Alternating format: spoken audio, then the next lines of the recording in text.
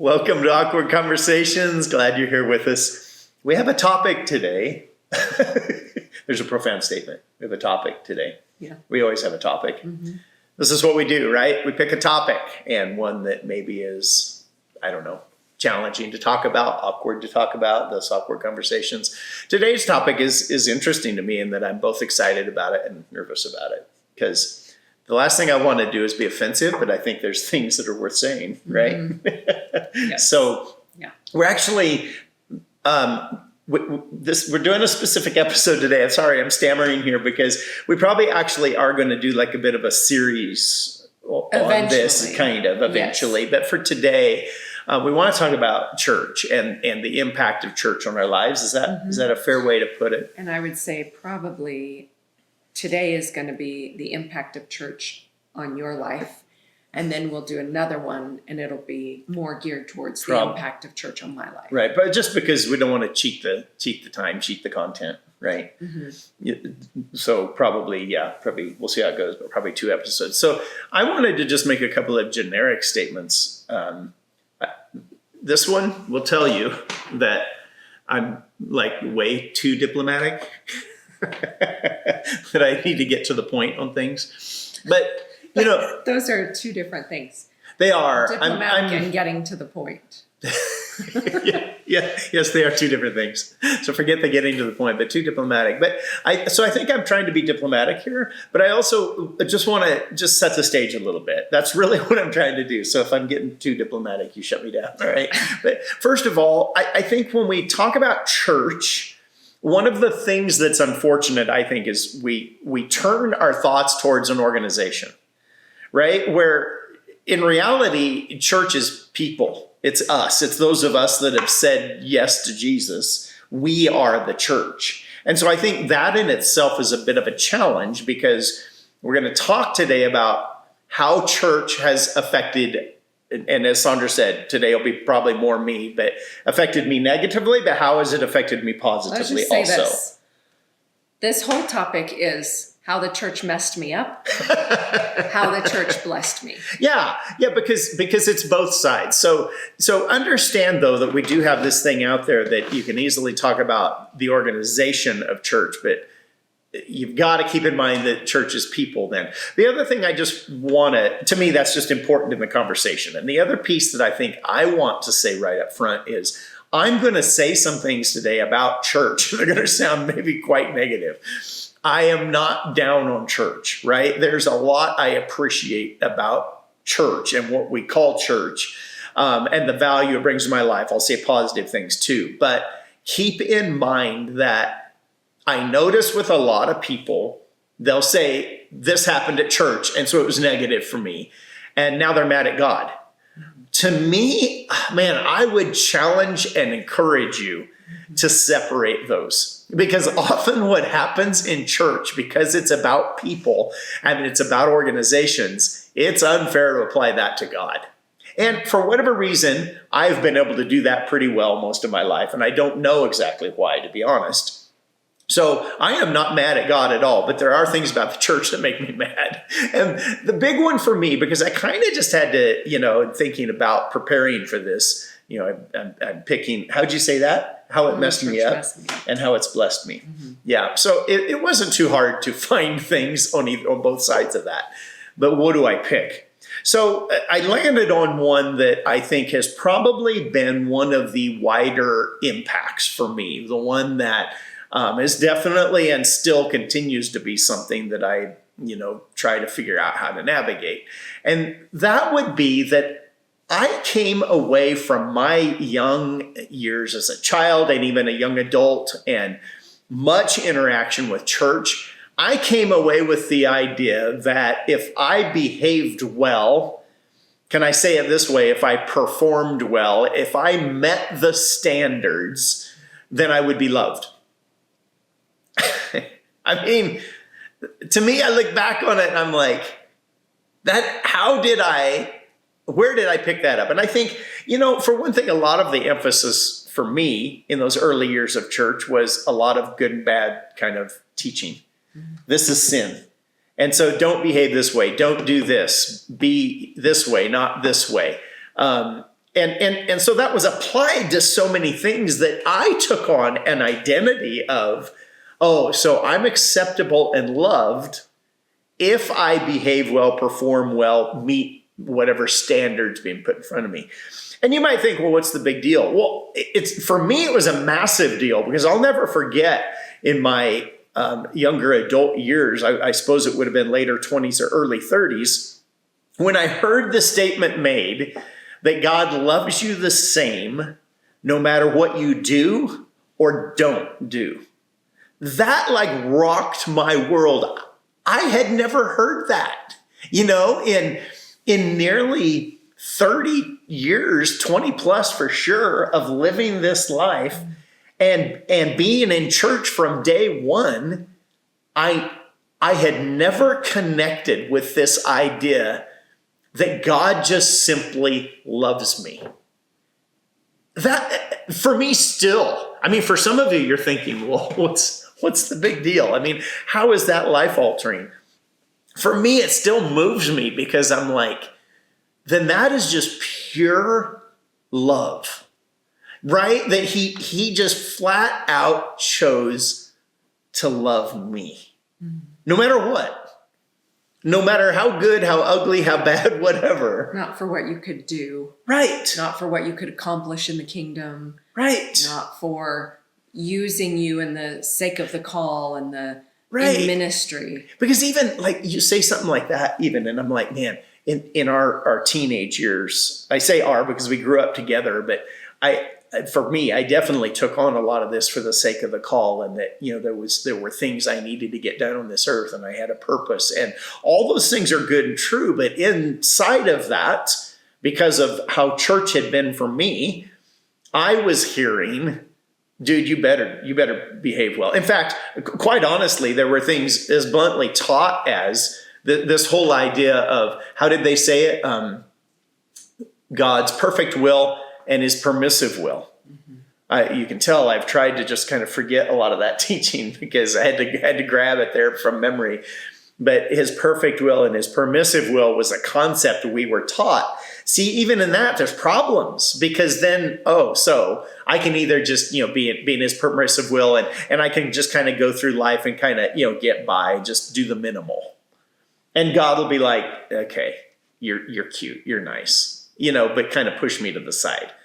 This is how I heard it, right? Or it could be that, I, for whatever reason, perform really well, and therefore I'm in his perfect will because I listen so well and I do so well. See, that was all very damaging to me, because then I went about the effort of trying to be loved by performing well. That was just damaging for me on many, many fronts. Again, I'm not condemning. There was my church upbringing. I definitely got a lot of good out of it, and I'm going to mention some things here in a moment. But I still struggle with this idea that I have to measure up. There's a standard I must meet, and if I don't, then there's going to be hell to pay, and you're worthless. You're kind of pushed to the side. Yeah. What made that? I understand what happened, but how did that affect your connection to God? Yeah, so that's a very good question, because I started out earlier saying that, none of this makes me mad at God, because I realized God was never telling me these things, right? So therefore I never felt a separation from him as far as that I was mad at him. But I would say that it very practically put me in a spot of feeling like, so, okay, God, so if I pray enough, I bet you'll listen to me more. These would be some of my internal thoughts, and how it practically hit me is, then, so God, if I pray enough and pray just right, then you're going to answer more of those prayers because I'm being better. Right. So I had this nagging feeling going on of, I'm not, and even now I'd say I'm not mad at God, because I realized God was not teaching me that, but I suppose it did flavor how I saw God in those days. If I read my Bible right, again, even that terminology, if I read it right, read it enough, apply it enough, then I will receive from God what he really wants to give me, but can't unless I do this.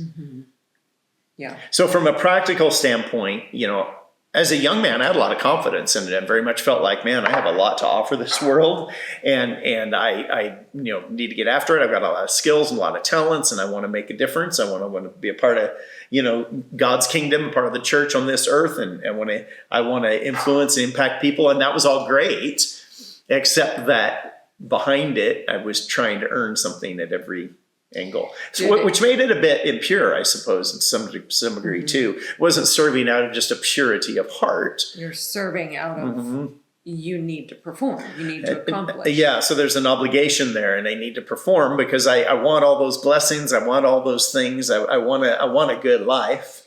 I know, but I can't get it without behaving well. This might be a harder question because I know you're typically not as connected to your heart. Right. Did you feel, I'm specifically asking, feel either fear or judgment or condemnation, or did you feel loved, cared for, like you and God are on the same team? What were the feelings that you experienced? Yeah, that often would be a hard question for me to answer because you're getting to feelings and emotions. Feelings and emotions, tie it together. No, I can tell you it was much more fear, much more condemnation, much more judgment than love, care, concern. Much more would have felt like...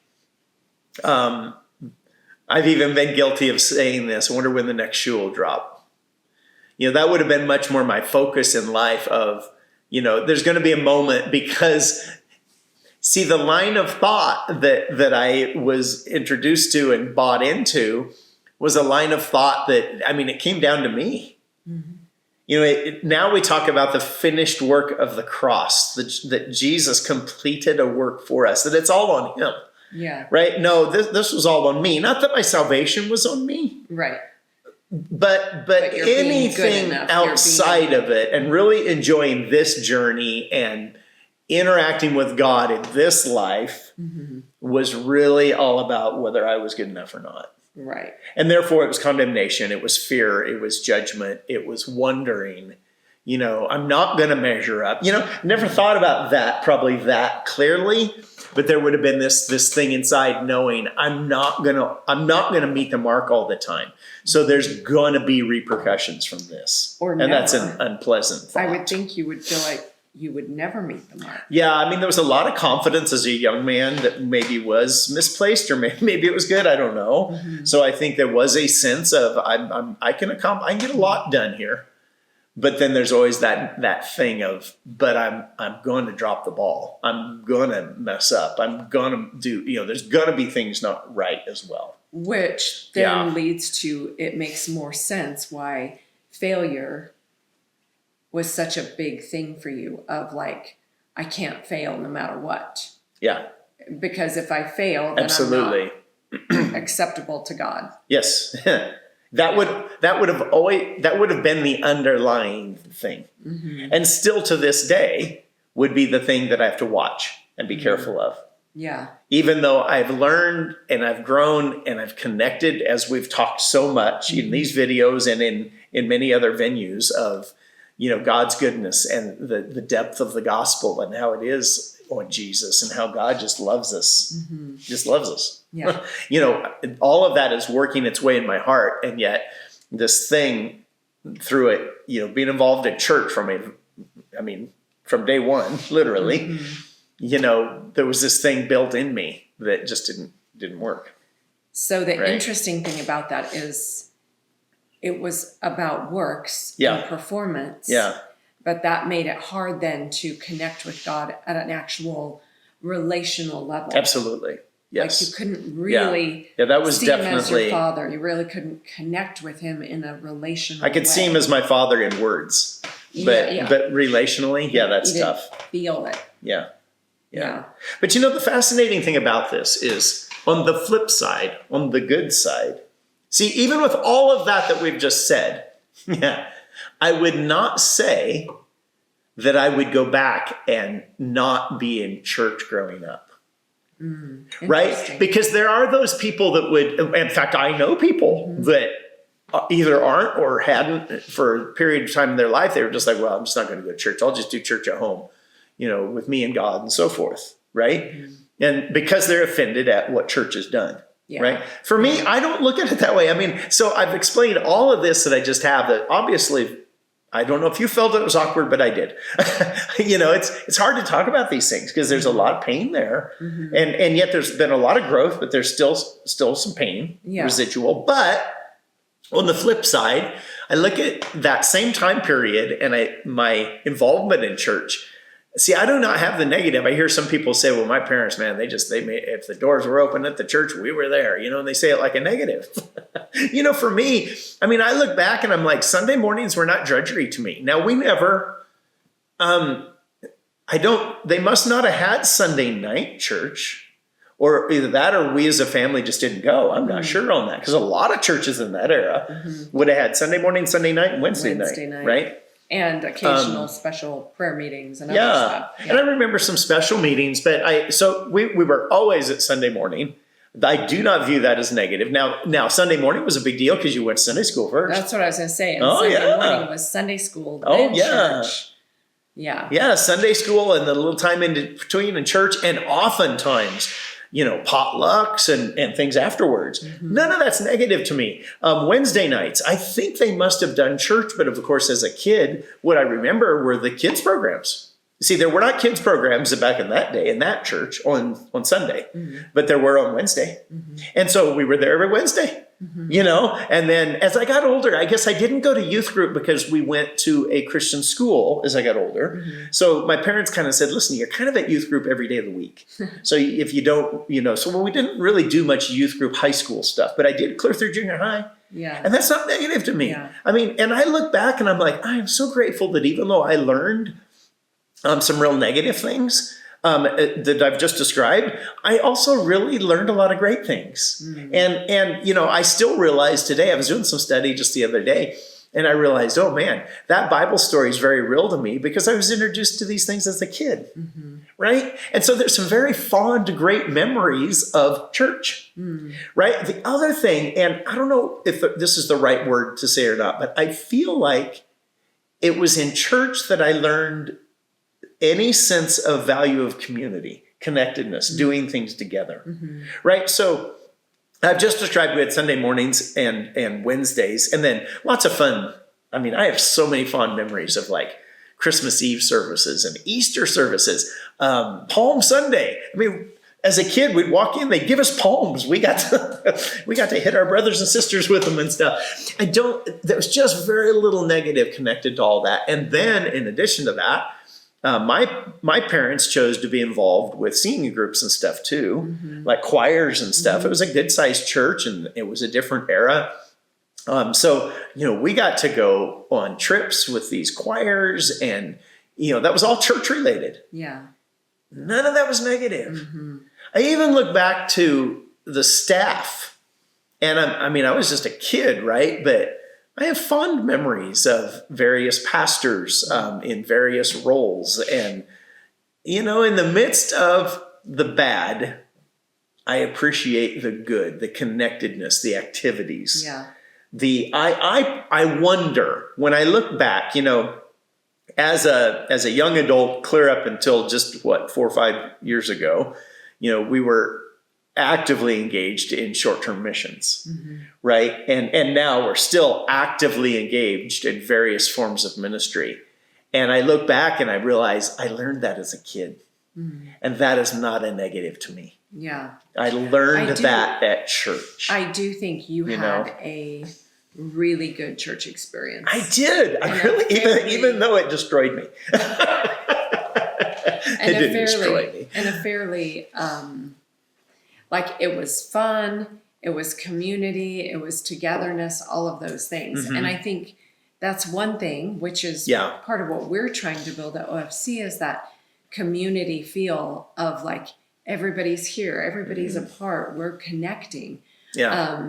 But I think a lot of churches now, and even back in the day, it is, you go to church Sunday morning and you sit there and you be quiet and you know, like, it isn't fun. It's get to church, sit in your seat, be quiet, listen for an hour, maybe 2 or 3, and then you get up and you leave. And there's no, we're not having fun. We're not having potlucks. We're not having, and I think that is one of those things that I wish was like it used to be. And I suppose some of that, I mean, I could point to, there's been a greater sense of shift in our culture. Yeah. Right. Sure. I mean, it used to be that you went to church in your community, you bought groceries in your community, you know, you knew the postman, you know, the hardware store. I mean, even in a bigger city, you shopped in your neighborhood. And that whole world has changed and it impacts church. But to your point, I do think there is something immensely valuable that I recognize from my childhood that would be wonderful if we could have today, where, you know, those connections and stuff. So any sense of that I have, of that value of connectedness and working together and the value of people, both having fun, but also accomplishing things together, that all comes from church. Yeah. And so I think the point of today was to kind of celebrate.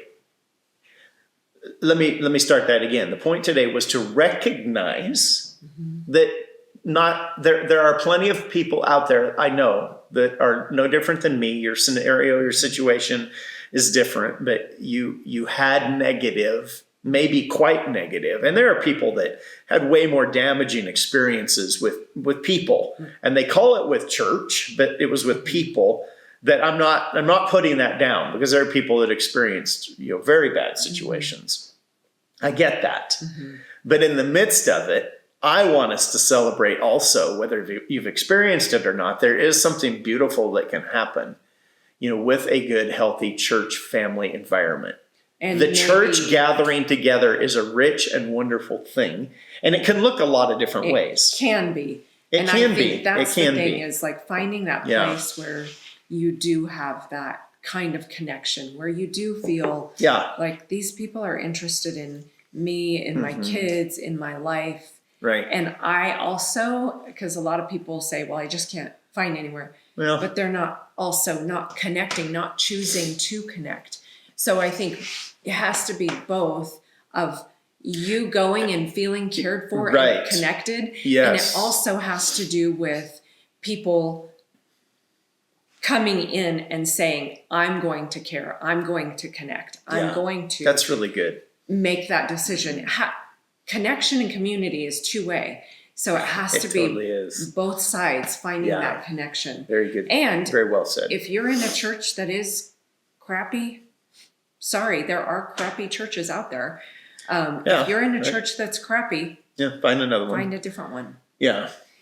Yeah, there's one out there you could connect on different levels, you know. Yeah, I mean, it's not going to be perfect, but that's not the point. I think a lot of our communities now, I see a lot of community happening at breweries, and I don't have a problem with that. Fine, but I just think I want to create what people experience at a brewery, as far as just that sitting and talking and connection. That connection. I want to experience that. I want to create that in our churches again, and get back to that kind of community. That kind of connection, that kind of community with the God element in place, right? Yeah.